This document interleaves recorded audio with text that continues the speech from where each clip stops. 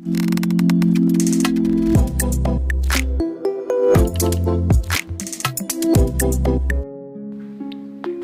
बडी. अंदाज, कर्तव्य, आधार, निराशा, नेटवर्क, काटकसर, वेदनेचा लोड.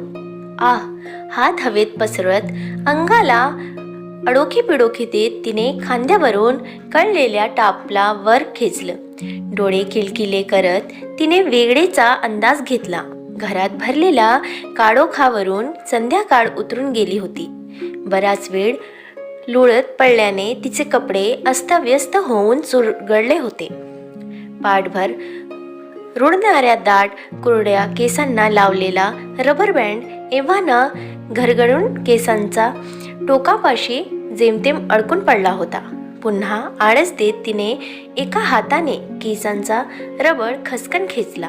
त्यात निबरपणे अडकलेले 4-5 केस तिने ओढूनच काढून फेकून दिले. साऱ्या केसांना दोन्ही तळव्यात गच्च पकडून रबरांच्या सहाय्याने तिने घट्ट अंबाळा बांधला. डोळ्यावरची झोप किंचितशी उतरल्यावर तिला वेडीचं भान आलं. मागे सरकून बसत तिने खिडकीचा पडदा जरासा बाजूला केला. लॉकडाऊन असल्यामुळे निदान आता तरी सगळे घरात बसले असतील ही तिची पोकळ अपेक्षा बाहेरून भस्कन नाकात शिरलेल्या सिगारेटच्या वासाने फोल ठरवली. सदानंद का नुसते फुकट पडलेले असतात.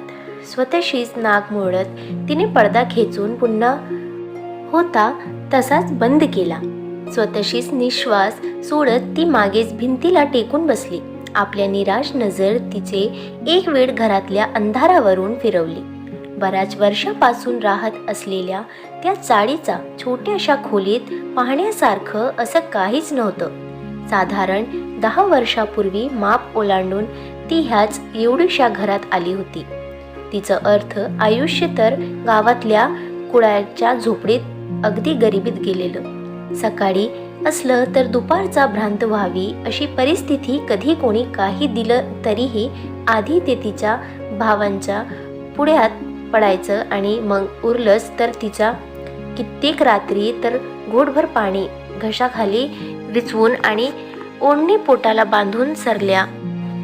पोटात उठणाऱ्या कळांसरशी तिच्या मेंदूत मात्र प्रश्न भिरभरून लागतं. असं काय झालं असेल तिच्या हातून की तिला इतक्या दरिद्र्यात जन्म मिळाला. घरात 18-20 दारिद्र्य असूनही वंशाचा दिव्याचा नावाखाली तिच्या पाठी 4 भाऊ जन्मले. पण अजूनही गरिबीचा अंधकार काही संपला नव्हता. विचारांत ती तशीच हसली. वर्षानुवर्षे वापरून खिळखिळ्या झालेल्या लाकडी खाटेवर तितकाच जुना फाटलेला बिछाना अंथरला होता. आधी ती त्याला ठिगळं जोडायची, पण एका जागी जोडावं तर खेचून असून 2-3 बाजूनी उसवायचं. शेवटी तिने त्याचा नाद सोडून दिला. उरली होती जेमतेम 2 दिवस पुरेल इतकी. त्यामुळे चेहरा धुवायला साबणाची उधळपट्टी तिला परवडणार नव्हती. तांब्याभर पाणी पायावर ओतून ती तशीच ओल्या पावलांनी बाहेर आली. एव्हाना बाहेरूनही अंधारून आलं होतं, पण तिची लाईट लावायची हिंमत झाली नाही. मागच्या महिन्यातील बिलाचे आकडे पाहून तिची बुंबुल पांढरी झाली होती. तेव्हापासून तिने विजेची काटकसर सुरू केली होती. आपल्या घराला ती आधीच परिचित होती आणि आता अंधारात वावरायला सरसावली होती. ह्या क्षणी तिला चहा प्यायची तीव्र इच्छा झाली होती, परंतु स्वयंपाकघरातील रिकामे डबे तिला तितक्याच अंधारातही सत्याची जाणीव करून देत होते. मनाईची हिरमुसत तिने फळीवरील मोठा ग्लास घेतला. ओठ्यावर ठेवलेल्या माठातून चांगले 2 ग्लास पाणी पोटात रिचून ती पुन्हा तिचा लाडक्या खाटेकड वळली. ह्या घरात पाऊल पडल्यापासून ते आतापासून ती खाटच सगळ्याची साक्षी होती. तुझे कितना चाहने लगे हम. तिचा फोन जीव तोडून वाजत होता. थोड्याशा निराशेनेच तिने फोन हातात घेतला. स्क्रीनवरील हवी नाव बघून तिचे डोळे आनंदाने लकाळले. 10 वर्षाआधी अशा एका वैतागलेल्या संध्याकाळी अण्णा मात्र आनंदात नाचत घरी आले होते. अण्णा म्हणजे तिच्या वडिलांचे काका. त्यांचा बाजूच्या झोपडीत राहत गरीब असेल तरी पण दोन्ही घरात बरंच सख्य होते. तिचा आईवडिलांपेक्षा तिच्यावर कोणी जीव लावला नसेल तर तो अण्णांनी. त्यांचा घरात गेल्यावर स्वतःच्या ताटातील 2 घास ते जबरदस्ती तिला भरवत, म्हणून तिला केव्हा पोटातील भूक वेदनेत परिवर्तित होईल ती मुद्दाम काही कारण काढून त्यांच्या घरी जात असे. तिला प्रेमाने भरवताना पाहून काकूंचा नजरेत फुललेले अंगार एकदा तिच्या दृष्टीस पडले आणि त्यानंतर मात्र तिच्या स्वाभिमानाने सदैव तिला त्यांचा उंबऱ्याबाहेरच थांबवलं. अण्णा नाचत आले ते तिच्या लग्नाची बातमी घेऊन. त्यांचा ओळखीत कोणाचा मुलगा लग्नाचा होता. आल्यापासून ते बराच काही बाही बोलत होते. मुलगा मुंबईला राहतो आणि हुंडा नकोय, केवळ नारळ आणि मुलगी द्या. ही 2 वाक्य तिचा आईवडिलांच्या कानात पडली आणि त्यांनी एक श्वासही न घेता तात्काळ होकार भरला. जितक्या जलद होकार झाला त्याहीपेक्षा जलद अवघ्या 2 दिवसातच त्यांचा विवाह पार पडला. आपलं लग्न छान वाजत गाजत व्हावं, मैत्रिणींनी केळवणाला बोलवावं, दोन्ही हात भरभरून मेहंदी काढावी, उमललेल्या केतकीच्या रंगासारखी पिवळी साडी नेसावी, आजूबाजूंच्यांना उगाचच येता जाता नवऱ्यांच्या नावाने चिडवावं, असं बराच काही विचार करत तिने स्वतःच्या लग्नाची स्वप्न रंगवली होती. परंतु तिचे स्वप्न ते स्वप्नच राहिलं. आजकाल तर त्यातील रंगही उडून गेले होते. अंतरपाठ उतरताच तिने प्रथमच आपल्या झालेल्या नवऱ्याला पाहिलं. तिचा लखलखीत गोऱ्यापान सौंदर्यासमोर तिला काळा सावळा, बसक्या नाकाचा आणि टक्कल पडत असलेला नवरा अगदी नको नकोसा वाटला. पण तिचा वाटण्याला तिथे काही किंमत नव्हतीच आणि वेळही टळून गेलेली होती. घुसमटलेल्या मनाने आणि गुदमरल्या जीवाने ती त्याच्यासोबत मुंबई गाठली आणि तिथेही तिचा पदरात निराशा पडली. सिनेमातल्या पडद्यावरील दिसणाऱ्या मुंबईला लागून बाणगुळासारख्या वाढणाऱ्या झोपडपट्ट्या कधीच तिच्या नजरेत आल्या नव्हत्या. तिचं नशीब तिला अशाच एका नाल्यासारखा आधाराने उभ्या असणाऱ्या वस्तीतल्या काही फुटांचा घरात घेऊन आलं. इथे ही जमेची बाजू इतकीच होती की घरात त्या दोघांशिवाय अजून कोणी नव्हतं आणि नवरा कुठे का होईना नोकरी करत होता, त्यामुळे 2 वेळा पोटाला मिळण्याची सोय झाली होती. रात्री उशिरा शहरात पोचली तरीही गर्दीत आंबलेल्या अंगावर बादलीभर पाणी ओतून ती जरा तरतरीत झाली.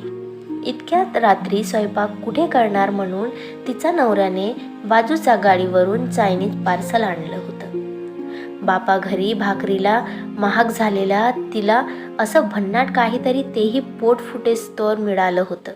दोन्ही हातांनी जेवत वर्षानुवर्षे ज्वालामुखी बनून फुटत असणाऱ्या भुकेला तिने आधी शांत केलं. मन तृप्त झाल्यावर तिचं लक्ष नवऱ्याकडे गेलं. तिचा नवरा अनिमिष नेत्रांनी तीच फुलारलेलं सौंदर्य पाहत होतं.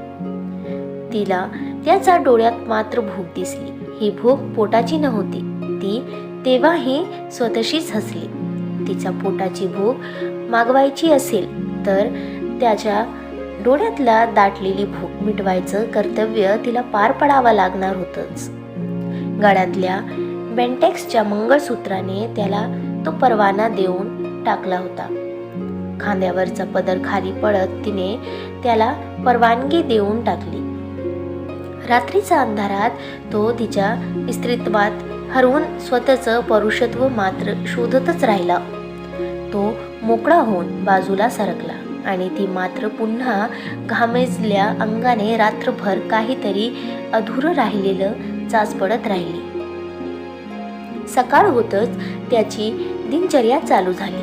ती तशीच विस्कटलेली साडी सावरत त्याचा हसऱ्या चेहऱ्या मागचा भावनाचा ठाव घ्यायचा प्रयत्न करत होती.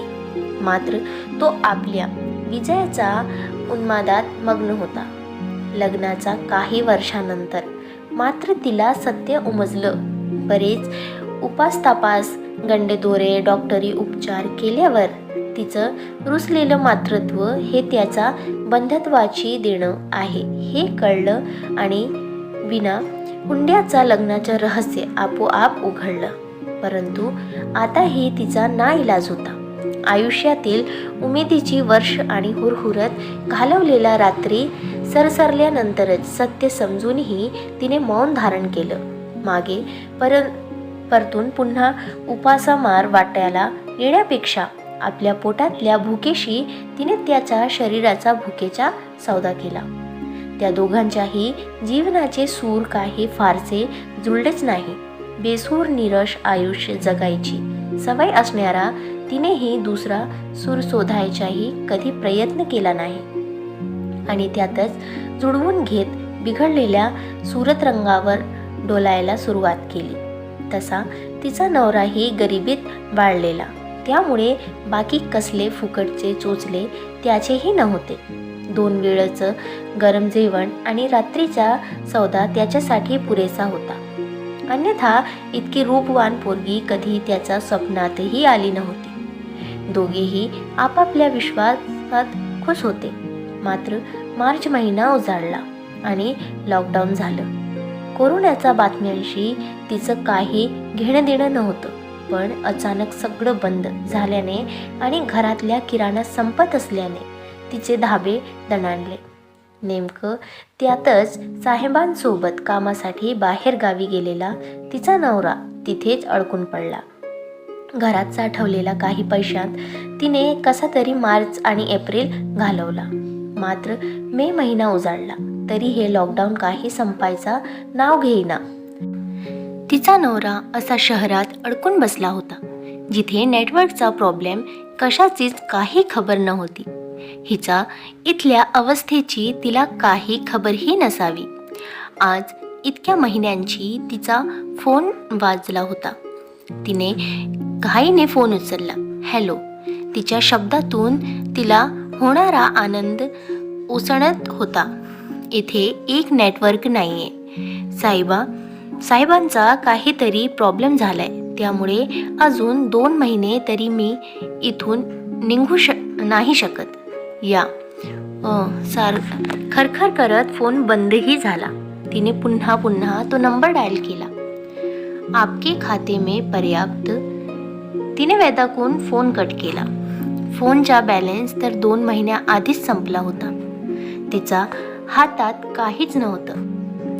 अख्ख्या मे महिन्याची उपासमार तिच्या डोळ्यांसमोर फिरू लागली. अजून 2 महिने. फोन हातात पकडून ती तशीच खाटेवर बसली. सुकलेल्या तिच्या डोळ्यांत पाणी भरून आले. रिकाम्या पोटात काहीतरी डुसमळून आलं, पण उलटी झाली तर अजून भूक लागेल म्हणून ती तशीच पाय पोटाशी घेत डोळे बंद करून बसून राहिली. संध्याकाळची रात्र झाली होती. मागचा कित्येक दिवसात क्वचित स्टोव्ह पेटला होता. आता तर बाटलीतील रॉकेलही तळाला गेलं होतं. कोणाकडून मागावं तर आजूबाजूंची मंडळीही तिच्यापेक्षाही गरीब, त्यातही अर्धे अधिक गावी पडालेले. नाही म्हणायला तिचा गल्लीच्या दुसऱ्या टोकावर राहणारा कोणीतरी अजून इथेच होता. त्यांची तशी फारशी ओळख नव्हती. केवळ सार्वजनिक शौचालयाचा मार्ग त्याचा दरवाजातून जायचा म्हणून केवळ तोंड देखील ओळख. त्यातही तिचा भरलेल्या अंगावरून फिरणारी नजर तिला नेहमीच बोचायची. लॉकडाऊन झाल्यानंतर त्याचं कुटुंब तिला दिसलं नव्हतं. कदाचित गावी गेले असावे. तिला एकटीच पाहून त्याने बरेचदा लाळघोटेपणा करत तिची चौकशी केली होती. त्याचा चेहऱ्यावर स्पष्ट व्यक्त होणारे भाव वाचून तिने नेहमीच त्याला नकार दिला होता. आतापर्यंत तिला आपला नवरा परतून येण्याची आशा होती, परंतु संध्याकाळचा फोननंतर तीही मावळली. अजून 2 महिने उपाशी काढणे तिच्यासाठी अशक्य होते. तिचं काय तर तिचा जागी अजून कोणी असतं तर कदाचित इतका काही तग धरून राहिली नसतं. बाजारात जाऊन खरेदी करावी तर गाठीला 100 रुपयेही नव्हते. उसने घ्यायला कोणी शेजारी नव्हतं. विकायला गळ्यातल्या मंगळसूत्र आणि हातातल्या 2 पातळ बांगड्या व्यतिरिक्त काहीच नव्हतं. त्या वस्तीच्या आसपास सोनाराचा काय तर साधा भंगारवालाही नव्हता.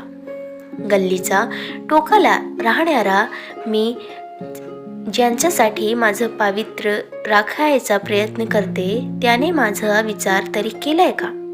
मागचे 2 महिने घरात पैसे नाहीत, काही सामान भरलेलं नाही. अशा परिस्थिती मी कशी जगले असेल त्याची साधी विचारपूसही नाही.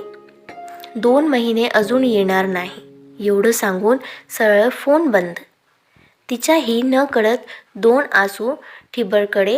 तिच्या डोळ्यातून आज इतकी आगती का भरून राहावी?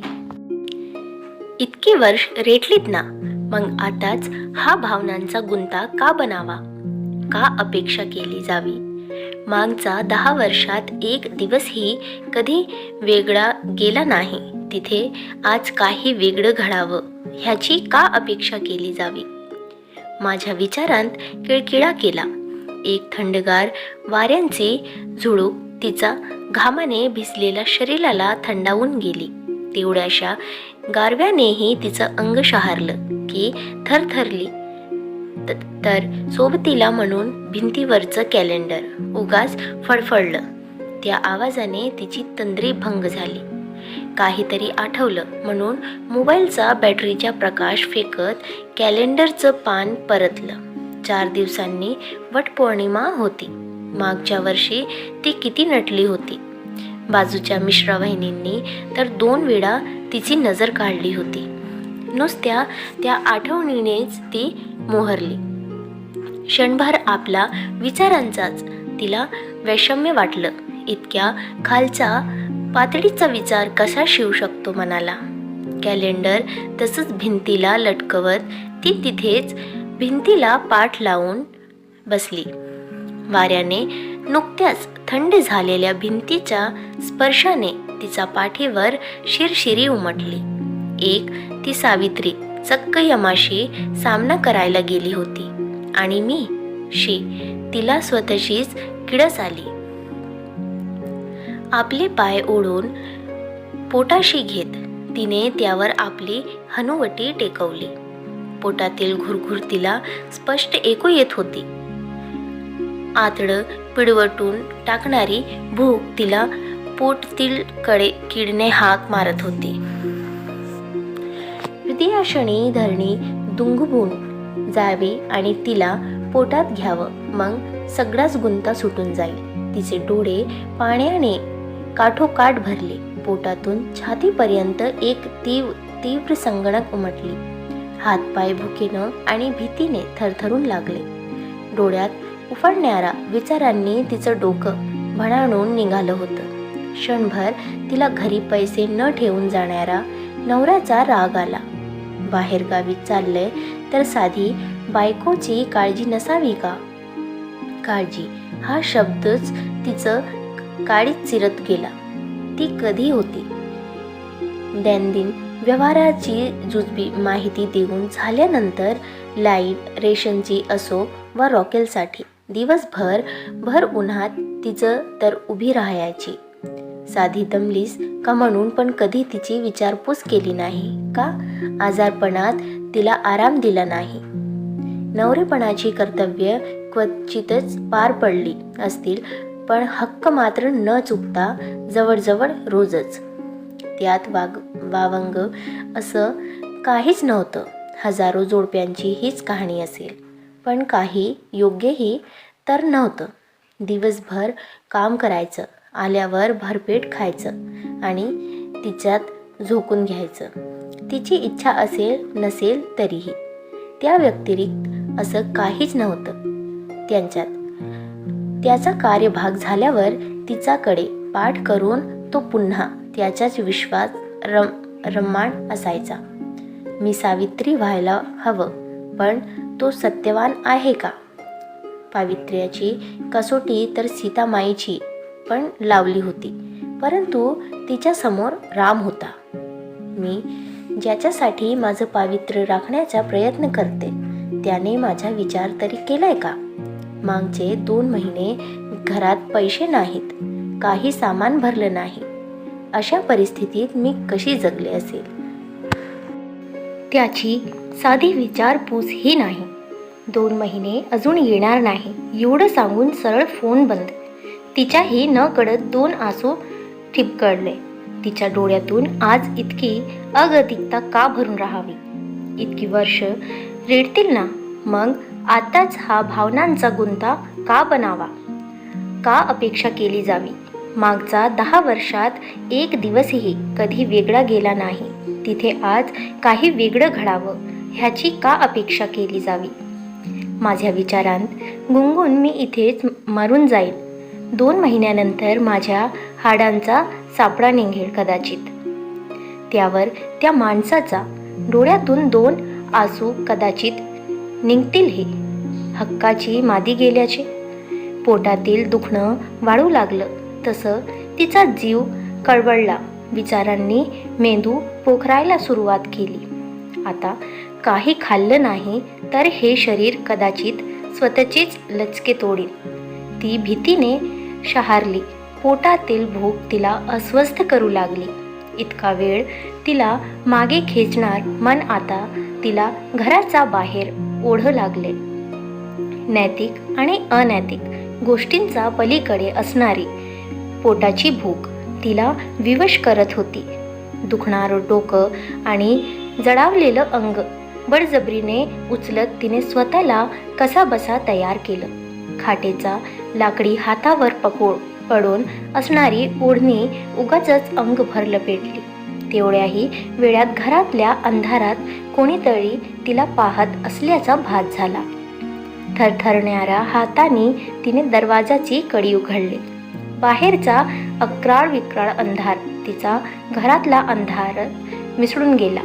हळूच कानोसा घेत तिने दार लोटलं. हवेतील किंचित थंडाव्यानेही ती थरारली.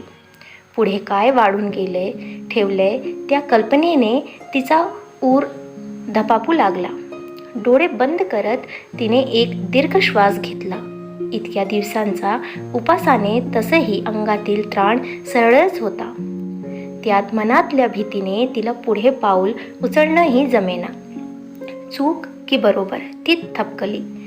गटारावरचा किडण्यांची किरकिर तिला अस्वस्थ करत होती.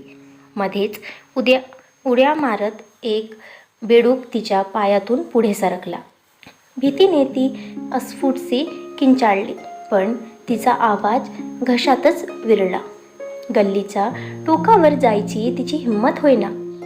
सावित्री, सत्यवान, यम साऱ्या आकृत्या तिला अंधारात दिसू लागल्या. जणू रिकाम्या गल्लीत पसरलेला अंधार तिला गिळू पाहत होता.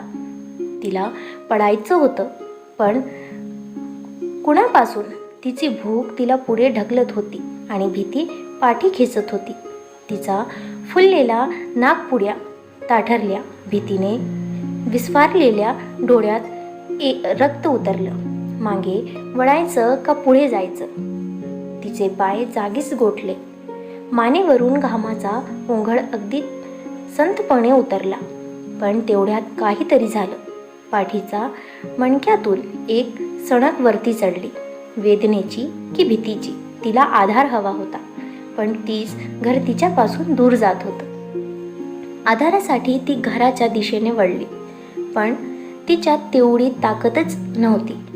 तिच्या शक्तिहीन देह तसाच जमिनीवर आदळला. सर्वांगातून वेदनेचा लोळ उठून शांत होत गेला. जमीन हालत होती की फक्त तिचा भास होता? गल्लीतला अंधार आता तिच्यात समावू लागला होता. अर्धवट मिटत जाणाऱ्या निष्प्राण डोळ्यांसमोर आता फक्त आणि फक्त अंधार होता. मित्रांनो, तुम्हाला ही कथा कशी वाटली कमेंट करून नक्की सांगा. व्हिडिओ आवडल्यास लाईक शेअर करायला विसरू नका आणि अशीच छान छान कथासाठी चॅनलला सबस्क्राईब नक्की करा. धन्यवाद.